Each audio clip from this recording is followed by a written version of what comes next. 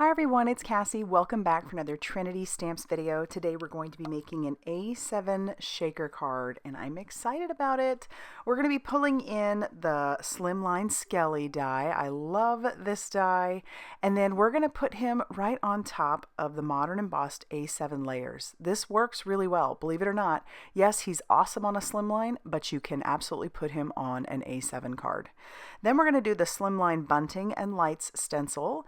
Really like this stencil. And then I do have some bits for shakers. We'll talk a little bit more about those when I pull those in.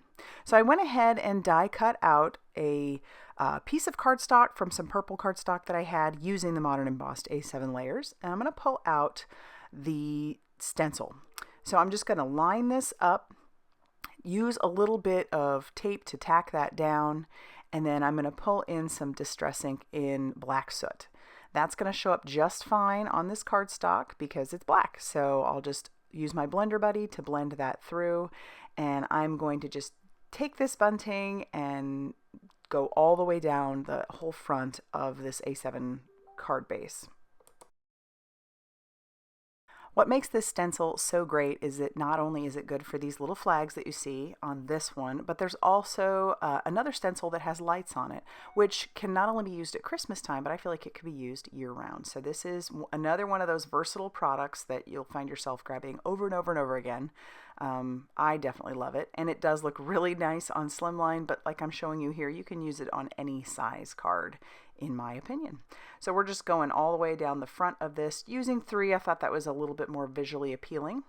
And I do kind of smudge it over here on the edge, but I'm not really that concerned about it because we're going to sort of cover that up. So we'll clean this off, and you'll notice there are 3 rows of those flags. Basically, I'm going to start at the bottom. So we're going to use that bottom one. It lines up obviously perfectly over our where our string would be. And my first color that I'm going to grab is just some carved pumpkin Distress Oxide, and I grabbed Distress Oxide because that shows up really well on colored cardstock. We'll pull that off, and staying on that bottom row of flags, we're going to just move this down the line and just keep going with this particular color. So you could do 3 colors. You'll notice there are 3 lines of flags, and they're going to just, I just find this so genius. It's just such a genius stencil. And then once again, moving it down, just lining it up, and it's super easy to do because with all of Trinity Stamp's stencils, if there are any layering to do, there's an embossed line on there that it's just, you line that right on top of what you've already ink blended or sprayed or whatever you did, and then you can go from there. I'll clean off my stencil, and now I'm moving on to that middle row of flags, and you'll notice that that lines up perfectly right next to our carved pumpkin one. This color that I'm using is Twisted Citron. I originally had a different green out there, but I decided this would be a lot more fun and show up a little bit better. Now we're going down to that bottom line again, lining it up and blending it on. Clean off our stencil, and then we'll move on to our final color, which is some hickory smoke. Very Halloween-like, I thought. And then that third line of flags, and you'll notice how they all just line up perfectly. Isn't it great? Huh, love it. And it's the same thing with the lights too on the other stencil that comes in this set of stencils. So then once that's done, you'll see how fun that is. Love it. All right, because I did smudge some and I wasn't a perfect, I didn't line it up perfectly every time. That was on my bad. I'm going to go ahead and do some splatter. So I'm pulling in my Trinity Gold palette.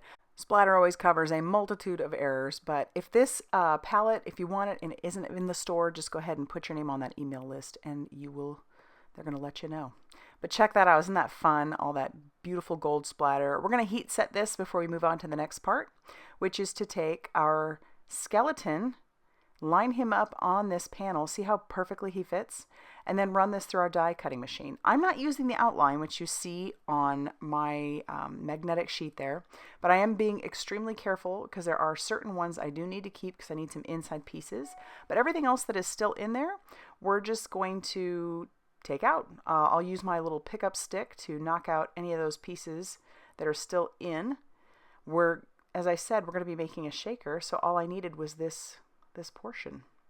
I'll save some of those pieces And now what we need to do is attach some acetate. So I've cut down 2 pieces of acetate. I'll show you what I need the second piece for in a little bit if you've never seen me make a shaker. But I'm putting some liquid glue all around the back. I did cut down my acetate to be smaller than this 5x7 panel. So it's just a little bit smaller, not a lot, just a little.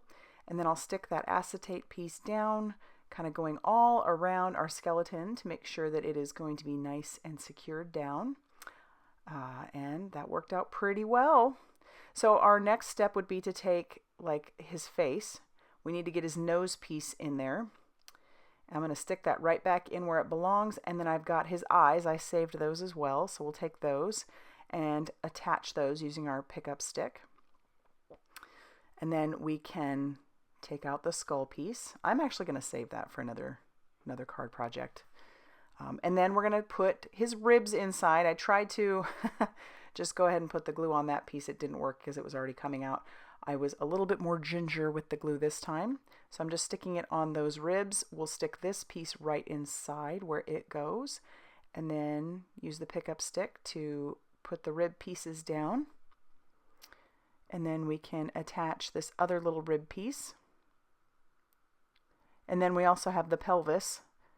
I saved that, so we'll put a little bit of glue on that inside piece. And we can stick that back in where it goes. Check it out.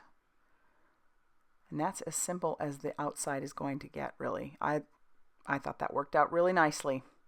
All right, our next step would be to flip it over, and we need some foam tape. I'm going to take some very thin foam tape and go all the way around the outside of not only our card panel, but also our skeleton. And like I said, we'll go all the way around. I'm using some thin stuff, some thicker stuff, and it's all, I think 3 millimeters thick, but we have some wider and some skinnier stuff. And I did the classic blunder, which was to put pieces in my shaker bits before I had taken off any of my release paper, and this does end up proving to be a problem later. So I'm going to peel it off now. And right as I get at the end, those pieces that are in there are going to go flying. You know, so even some of us that have been doing this for what seems like 100 years still make these mistakes. It happens to all of us. So I'll try and peel off those little bones.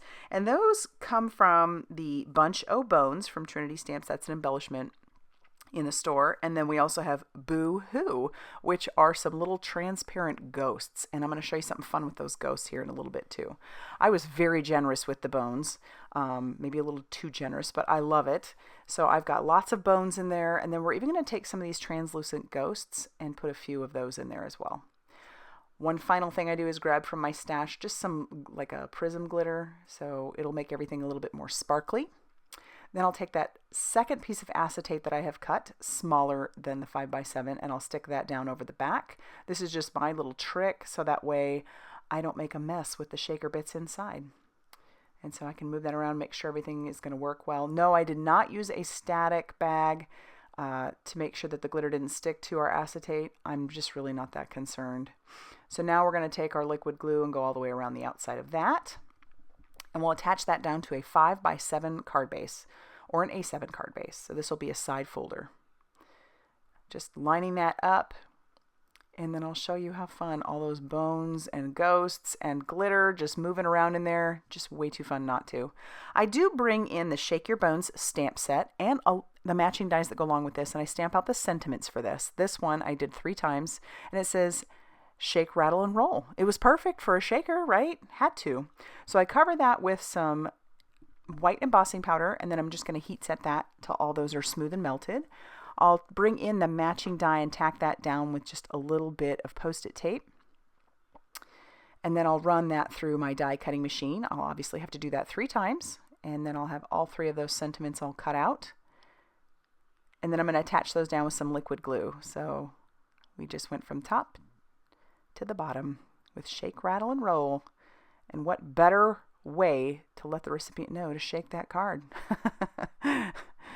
And then you can see all those bones rattling around inside. Super fun.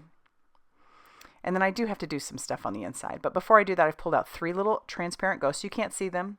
They're on that white side. But I'm pulling in 3 different colors of Copic markers because this is like a little acetate and Copics are an alcohol ink. They will color that acetate.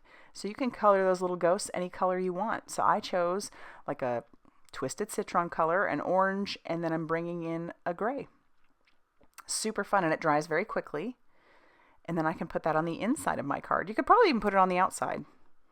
But we're going to bring in one of our little skeletons from our Shake Your Bones stamp set. We'll ink him up with some twisted citron ink and stamp him right in the center of our card. But I'll also need a sentiment, so I am going to just bring out my Blackout ink and ink up the Happy Halloween that comes in this stamp set as well and stamp that right over the top. Then I'll pick up our little ghosts that I colored with my Copic markers and attach those down to the inside. So then we have our colors outside and inside. Love it. Love it, love it. And then that's actually going to finish off our card for today. Oh, I love how this one turned out. It's a super fun Halloween card that uses a lot of little fun products, but check it out. Who doesn't love to play with a shaker? All right, so if you liked this video, please hit that like button. Consider subscribing if you haven't already done so. Big thank you to all of you who support my channel one way or the other, whether it be by liking, subscribing, using my affiliate links, whatever. I really do appreciate it, and I hope you guys have a great day. See you very soon in another video. Bye, everybody.